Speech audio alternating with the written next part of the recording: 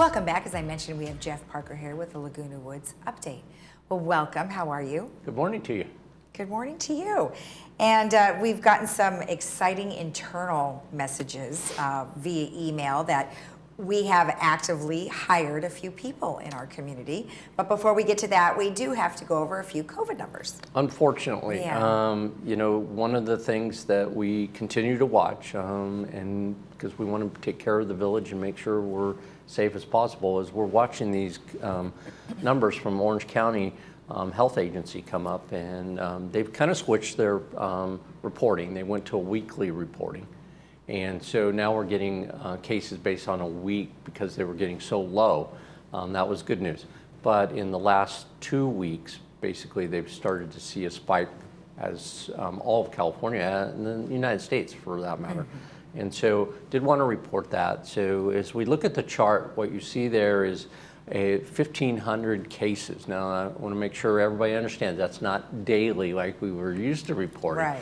This is a week's worth of cases. Okay. So going back a week, they reported yesterday that we've seen 1,500 plus cases, which means we're at 200 plus a day, which is, we were well below 100 before. And so we were really tracking in the right direction. And now we're seeing this kind of spike. And it's the Delta variant that's out there. And it seems to be affecting, at least in LA County and Orange County, seems to be affecting people who have not been vaccinated. We know that people that have been vaccinated are also getting the variant. So I don't, but I think the encouragement that all the health agencies are saying out there is, you know, if you really want to help address this issue, get vaccinated.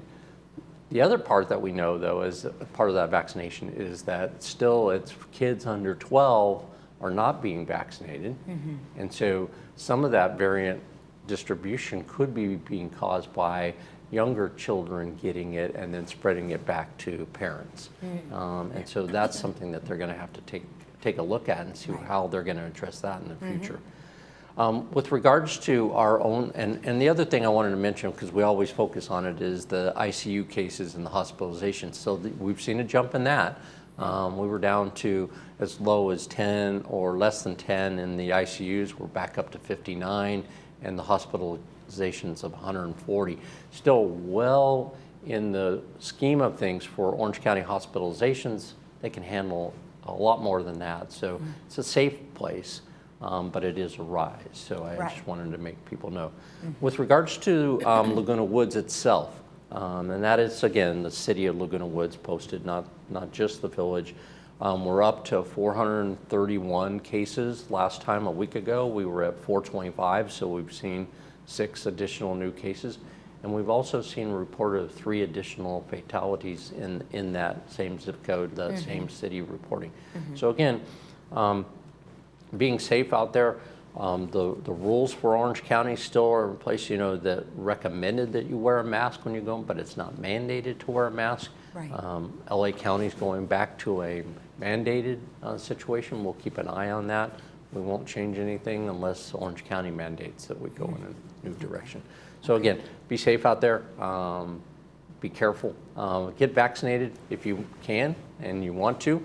Still can go onto the Orange County website, and they have a lot of information where you can get vaccinated in your local pharmacies and those type of activities. Right, it's still very readily available, so absolutely. there shouldn't be any issues. So, all right, excellent. Well, good.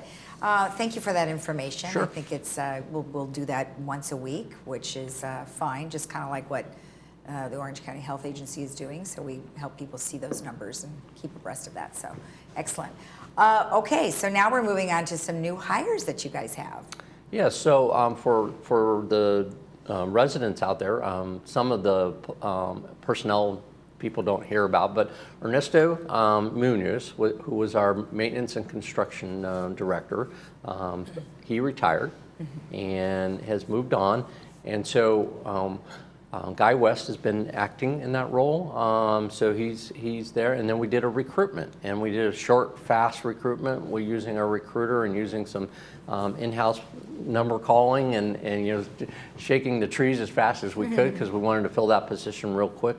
and we were able to get 6 really strong candidates in here and interview them. We used a panel of some of our board members, and then we did a panel of the rest of our department heads, and myself included. With that, we are very, very pleased to announce that Emmanuel Gomez, who is going to be our new VMS Maintenance and Construction Director. Okay. He comes from a public service background. He was the public works, so this is perfect for, he was the public works director in the city of Irvine, a very large organization.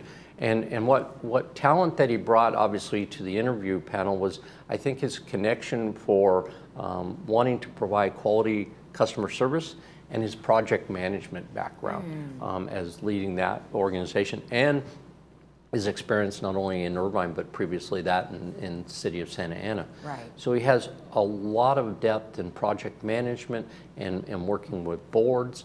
He also in Irvine worked with a large homeowner association. People that know Irvine know Woodbridge. It's a very big homeowners association. So he was intricately involved in communicating from the city's point of view how to work with homeowner associations. So I think that knowledge base and his experience is going to be fantastic for our organization. Excellent. The other position that we were able to fill, and we've been trying to fill this position for a long, long time, and that was our facilities engineer position. We were looking for somebody that could come in and help us look at all of our facilities from an engineering point of view, from an energy savings point of view down the road, trying to be more efficient. And that facilities engineer will facilitate all of that and also work with our committees because they want to get an energy committee going. When we were doing the interviews, we had a candidate who did really well. It wasn't the top candidate, but he did really, really well. So we offered that position to them, and that's Bart Mejia. He comes from the city of Costa Mesa. He's a former city engineer there. Oh, great. And his background really has been in equipment, safety, and facilities, and addressing engineering issues with regards to his work in the city of Costa Mesa. So it aligned perfectly. Getting these two positions are going to be two of the critical positions moving forward for maintenance and construction. So I'm feeling really comfortable. Come August, we're going to have our staffing, management staffing up and going in that area that we want. Obviously, there'll be a learning curve for both of them coming into the organization, but we're excited. And boy, the HR department is just doing their best to try to get us filled with all the other positions that we have in the organization. So the fact that we could get this one done kind of separate over on the side so that they can continue to do their hard work, I'm very pleased with the direction we're going. Well, that's excellent, and like you said, their experience is wonderful, and they can bring that to our community. So, perfect. Well, thank you so much for the update. I'd appreciate it. Yeah, it sounds great. Thank you so much. You're welcome. We'll see you next time. Stick around because we have the Reform Temple coming right up.